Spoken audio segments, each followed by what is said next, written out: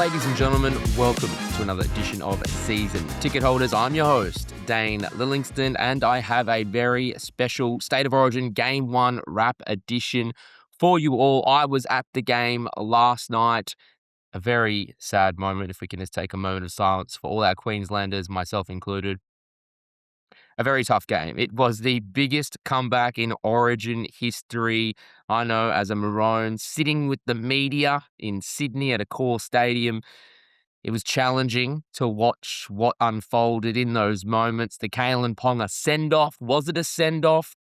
I got to go into the sheds afterwards to both Queensland and New South Wales to get a feel for how everything was going in there. So I'm going to break it all down for you in this special edition episode. Let's just get straight into it. The biggest comeback in Origin history. Now, Queensland led 20-0 after 20 minutes, outscoring the clock. I heard a few people murmur.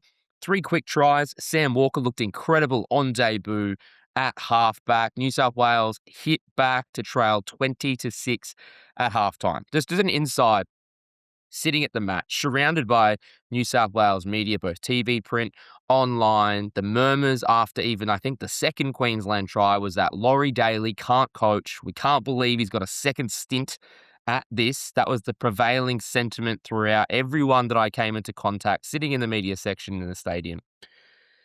And then, of course, we see what happens in the second half, which was a complete turnaround. Now, I was also saying to these media people as well, I didn't want to get ahead of myself. I remember Perth, Game 2, if you cast your eye back to Game 2 last year, Queensland led 26-6 at halftime. Same thing again, everyone's saying what's going on, New South Wales suck, we can't do this. Again, mostly surrounded by New South Wales media. They end up coming this close to pulling off the biggest comeback in Origin history last year. 12 months later, they actually do it. That was 26-24 on that night. That game best remembered for the controversial penalty count to Queensland. But this time, for a completely different reason, there was controversy, because in the 57th minute, with Queensland looking in complete control throughout that first hour, pretty much, Tolu Kola makes that break, running down the sideline. Sam Walker gets to him, and then Kalyn Ponga comes in and collects him with a pretty decent hit. Kola appears to be knocked out, or at least, heavily hit, lying on the ground. You can see a cut above his eye. He's lying there. Ponga gets up. A little bit of a scuffle breaks out. New South Wales is not happy. I can tell you the 80,000 at Accor Stadium were baying for blood. The referee, in the moment, let me just talk you through in the moment. When I saw it in the moment and I started looking up at the replays on the big screen, even as a Queenslander, being completely objective, I thought it was a send-off. Looking at the replays, you could see he clearly collects him in the head. I know the contact starts with the head and it's head-to-head contact, but if you look at the body shape and positioning of Ponga, he's clearly putting his shoulder first. He was attempting a shoulder charge. That's what it looks like. And just because the way I interpret it anyway, please come at me in the comments, but the way I look at it anyway is that he's still going for that motion. It's direct contact. He's not attempting to make any tackle. He's not attempting to put his arms around.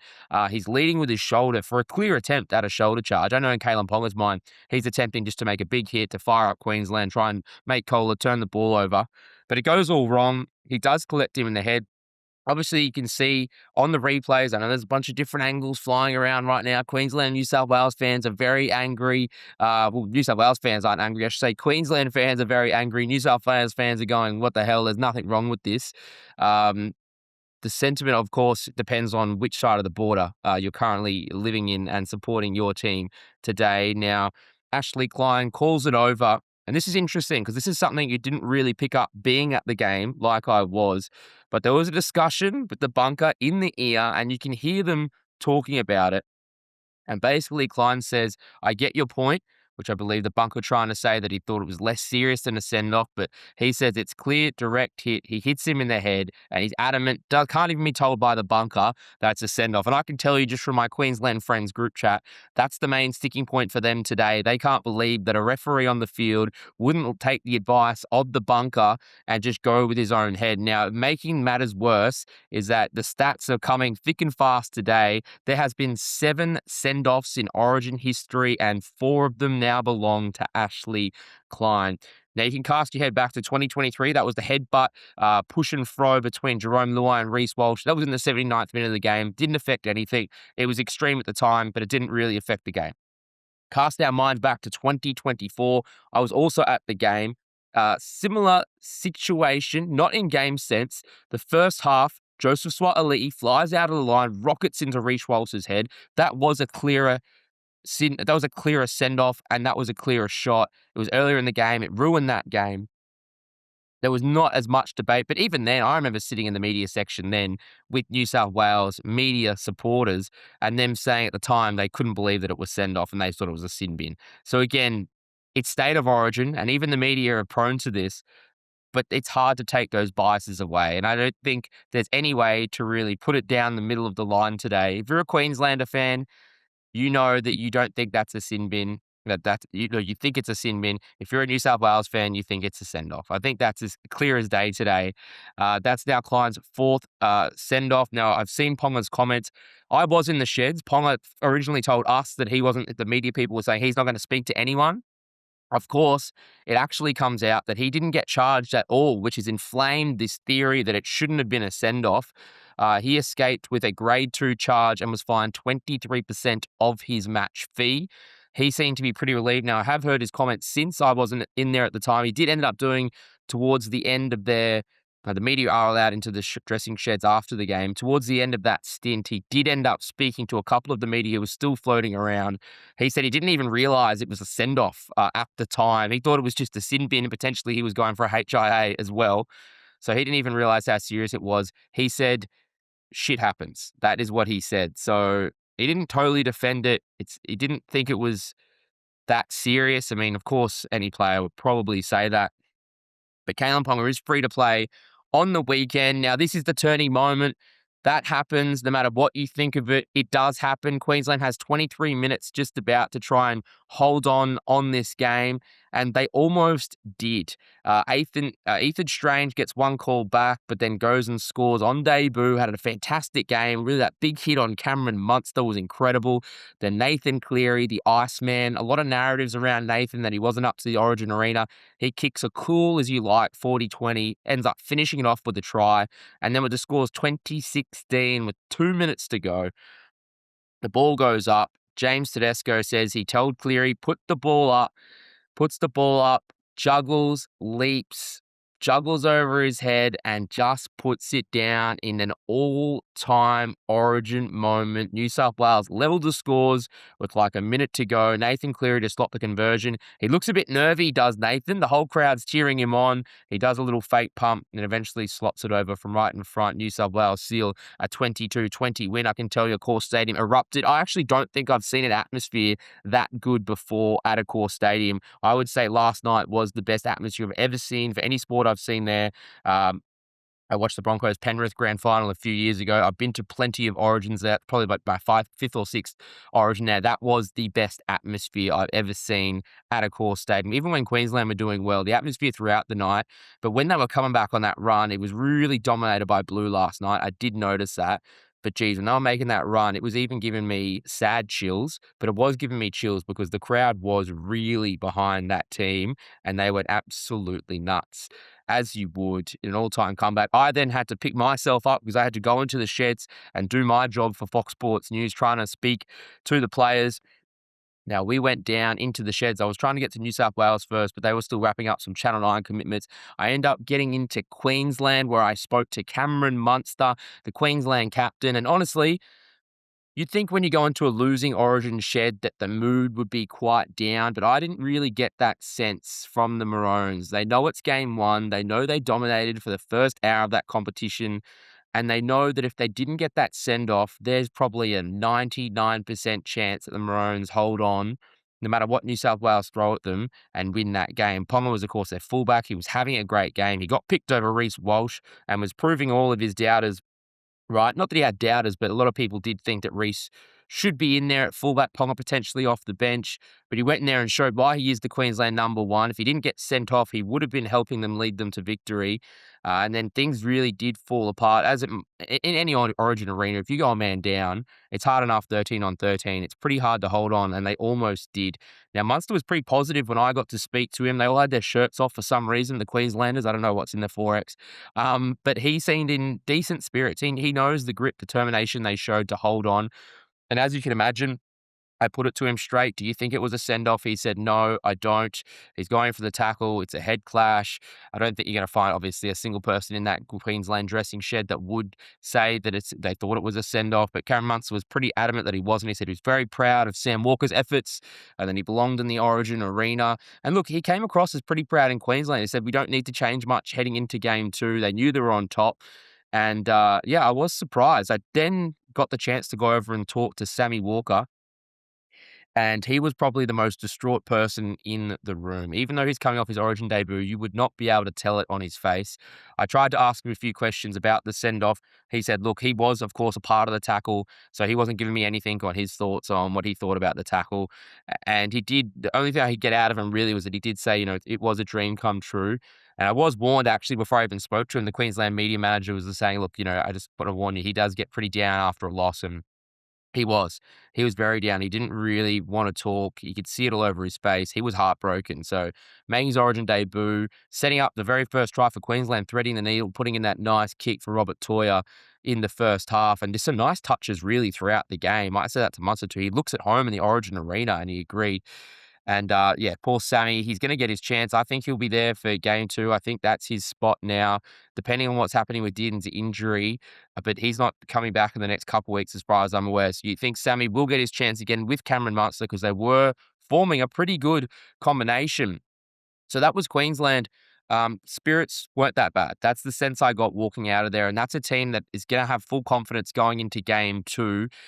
At the MCG in Melbourne, that they can get the job done. Of course, the other thing to remember with Origin is every single game is in a vacuum. Just because you're on top to start the series and you could make no changes and injuries could not affect you at all, things change. Let's not forget that Payne Haas and Latrell Mitchell are 2 big Blues who have a big chance of being there for game 2, so they're only going to get better. No matter what you think of Laurie Daly's coaching, they've still got a man called Nathan Cleary there pulling the strings, Ethan Strange, who looked completely at home, and James Tedesco. No matter what you thought about his game, he's clutch. I think that's the second time now he's won a series in New South Wales in the dying minutes.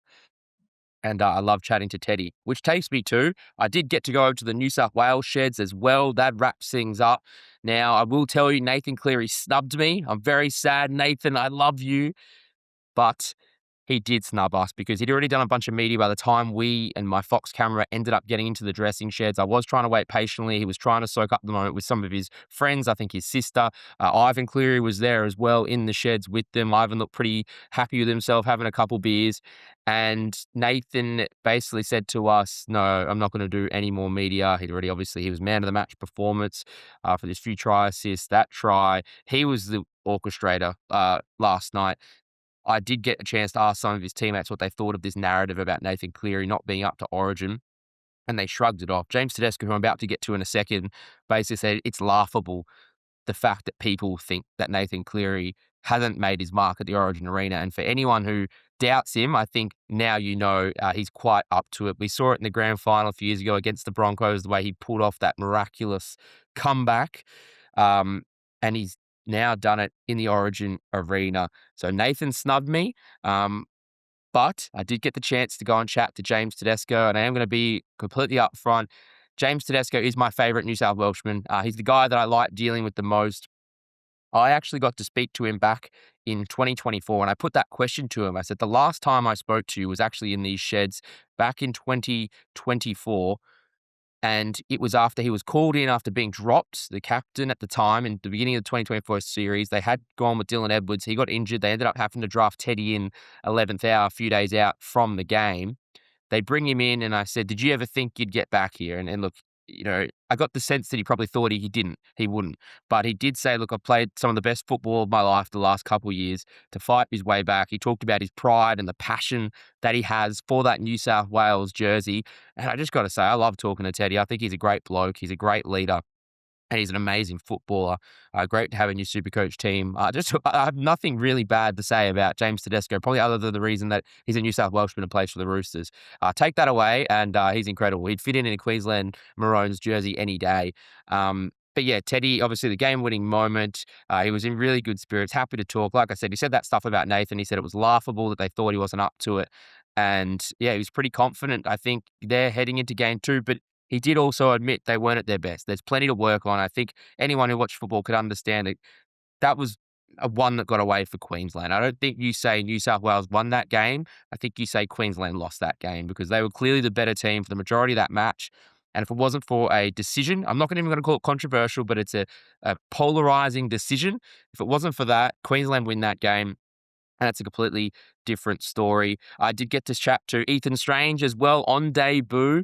I could barely hear him in there. He's a very soft-spoken lad, but he was very proud. He wasn't too talkative, but he couldn't really wipe the smile off his face. I think he was tucking into a Centauri when I tried to interview him, so I said, you can keep drinking it if you wanted, but he put it down. He was in very good spirits. He said he couldn't believe it. I actually said to him, do you know that you've pulled off the biggest comeback in Origin history? And he goes, really?